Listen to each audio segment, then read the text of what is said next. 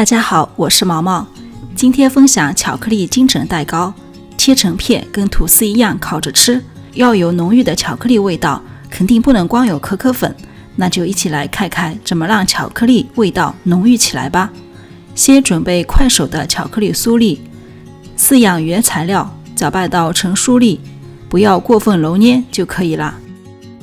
掰成这样大小不等的碎粒状，放置一旁，开始做蛋糕。将原材料都准备好，准备一锅热水，将巧克力融化，温度70度左右。真正要做出浓郁的巧克力口味，光有可可粉是根本不够的。倒入巧克力，盖上焖至5分钟，巧克力稍微融化，加入用微波炉加热到50度左右的色拉油。巧克力是属于油溶性的，溶解会很快。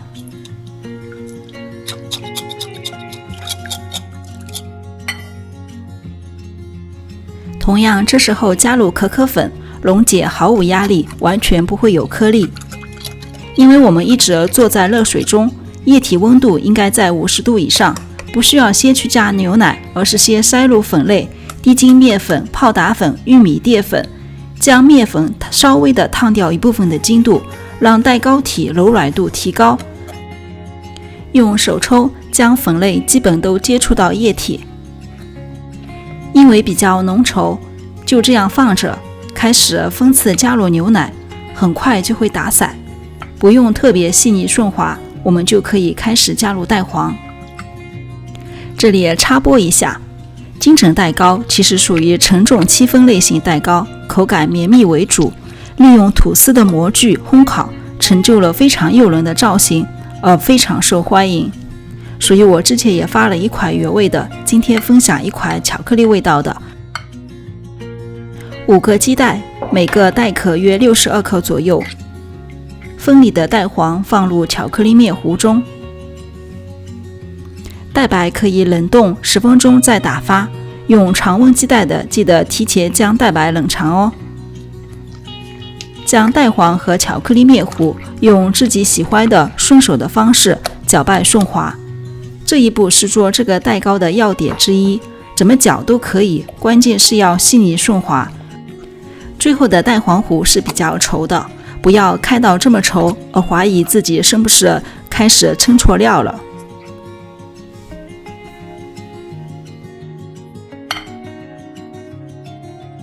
放回到刚才的热水中备用。下面开始打发蛋白，温度低的蛋白打发更加稳定。首先用高速将蛋白打散，打到表面布满大气泡的时候，加入1倍的白砂糖，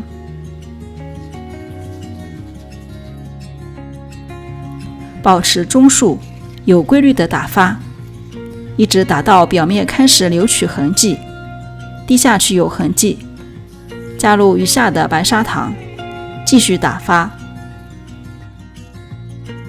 当打蛋器划过蛋白的表面，痕迹比较明显的时候，我们可以加入玉米淀粉8克，目的是为了吸收蛋白中的水分。之前蛋黄糊中的玉米淀粉加入的目的是为了让蛋糕体更加的柔软，因为玉米淀粉是没有筋度的。我们看一下最后打发好的蛋白的状态。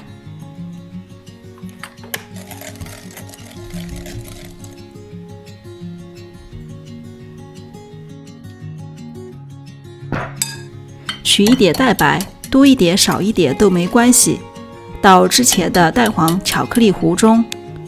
蛋黄糊很稠，但是搅拌顺滑是没有问题的，慢慢的切拌，结合打蛋器和刮刀，将蛋白融合到蛋黄糊中，降低它的稠度，方便与余下的蛋白混合均匀。这也是做这款蛋糕的要点之一。不管怎么搅都可以，这一部分的蛋白就是牺牲品，目的是让蛋黄糊变轻、变稀，和剩下的大部分的蛋白能很快的搅拌均匀，而不会消泡。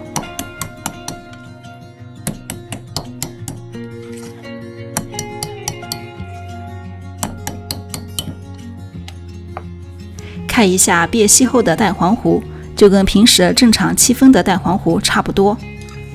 顺滑之后，倒回到余下的蛋白中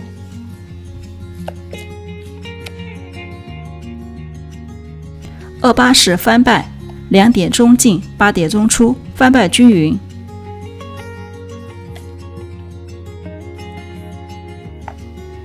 按照这个步骤做出来的巧克力面糊完全没有任何消泡的哦。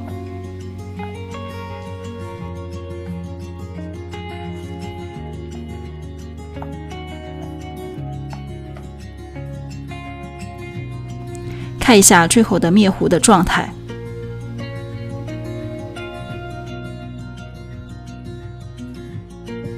450克的常规的吐司模具，倒入蛋糕面糊，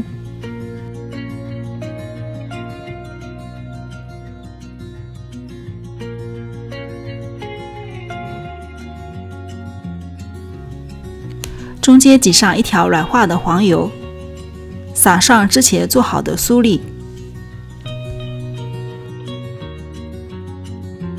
这里提一下，底部最好铺上油纸，方便脱模。